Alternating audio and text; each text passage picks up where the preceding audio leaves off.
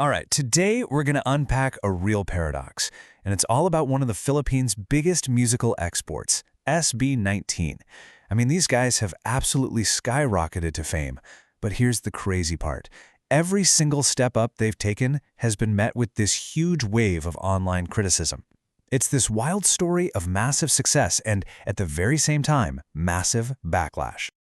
So yeah, that's the big question we're digging into, right?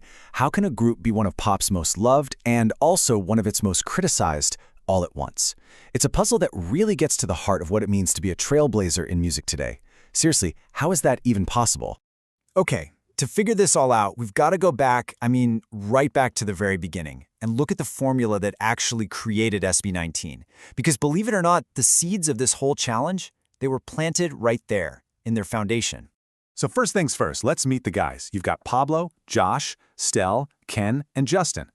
Now what you've got to understand is that these guys didn't just pop up out of nowhere. No way. They were literally forged through years of intense, grueling, K-pop-style idol training. We're talking singing, dancing, the whole 9 yards. This intense prep, plus their unique sound, that is absolutely key to their whole story. And right here, this is where things start to get interesting. This is where the tension really begins. See, on one hand, you had traditional OPM, original Filipino music, which, often focuses on those beautiful, heartfelt ballads. It's what the local audience was really used to. But then, bam, SB19 explodes onto the scene with this super polished, high-energy, globally influenced performance style. They weren't just another band, they were like a whole new category of artists. And what happens when you introduce something totally new? Something that clashes with expectations? Well, you get friction. And on the internet, in the world of online forums and fandoms, that friction didn't just spark. It basically ignited a firestorm of criticism. And look, this wasn't just some vague negativity. Oh no. The criticism was super specific, and honestly, a lot of it was really harsh. They got hit with everything from they sound too K-pop to really personal attacks on their looks. You had people online calling them forced or saying they were trying too hard. Basically, they were just getting torn down for not fitting neatly into some pre-existing box. And this quote, this really gets to the heart of why this was happening. When people are faced with something new, something they can't immediately categorize, like SB19's whole vibe, some just don't know how to process it. And like it says here, instead of appreciating it, they dismiss it. That feeling of discomfort can so easily turn into hate, especially online. But here's the thing, that is not where this story ends, not even close. In fact, for SB19, all this intense criticism, it actually became a turning point. They didn't just sit there and take it, they used it as fuel. So instead of crumbling under the pressure, they got strategic. First, they actually listened. They sifted through all the noise to find the bits of feedback that were actually constructive. Then, they used that to sharpen their visuals, to really lock in their artistic identity. But, and this is the most important part, they did it all without ever backing down from who they are. This was them evolving, not surrendering. But here's the thing.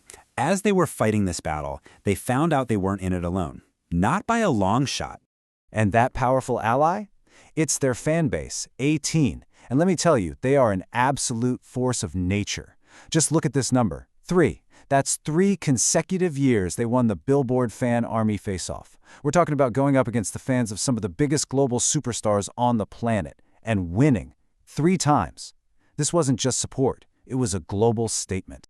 And beyond their incredible fans, the group's most powerful weapon has always been their music. It's not just catchy pop, it's personal, it's meaningful, and it's strategic. You've got songs like Mapa, which is this beautiful, honestly tear-jerking tribute to their parents. It really grounds them in those core Filipino family values. And then you have a track like Bazinga, which is, let's be real, a direct and totally unapologetic clapback to all the haters. They literally turned all that negative energy into this powerful, defiant anthem. So, when you put it all together, the unique formula, the insane backlash, and their powerful response, it all brings us right back to where we started. It brings us to the answer to our paradox, the big takeaway from their entire journey. And here it is, the SB19 paradox. The very thing that attracted all that criticism in the first place, their uniqueness, that refusal to fit into a neat little box, is the exact same thing that makes them so authentic, so powerful, and frankly, impossible to replicate. So here's the bottom line. The most crucial point of all, being different wasn't their weakness, it's their superpower. That blend of culture, top-tier skill, and raw authenticity, it puts them in a league completely of their own. It's what makes them unmatched. And that leaves us with one last question. And this one goes way beyond just SB19. Their journey proves that being bold and different can lead to incredible things. But it also makes you wonder, right? In a world of instant online judgment, is being truly, unapologetically yourself, is it worth the fight that's almost guaranteed to follow?